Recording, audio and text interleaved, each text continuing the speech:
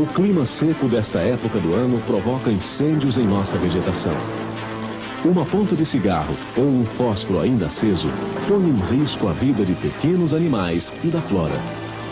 A beleza e a vida do cerrado dependem de você. Cuidado, a natureza agradece.